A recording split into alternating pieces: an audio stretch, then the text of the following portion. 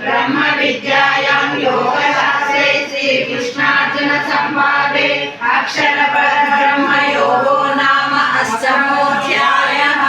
सर्वधर्मान् परित्यज्य मामेकं शरणं व्रज अहं त्वा सर्वपापेभ्यः मोक्षयिष्यामि मा शुचः। ॐ श्री परमात्मने नमः। अथ नवमोऽध्यायः। राजविद्या राजगुह्ययोगः।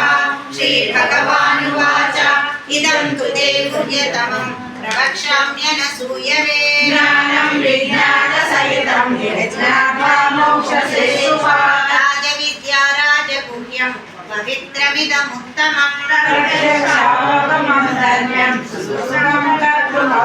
अश्रद्धदानाः पुरुषाः धर्मस्यास्य परन्तप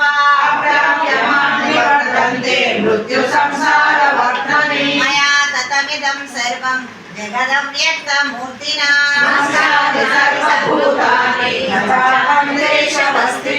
न च मस्तानि भूतानि पश्य मे योगमैश्वरम्।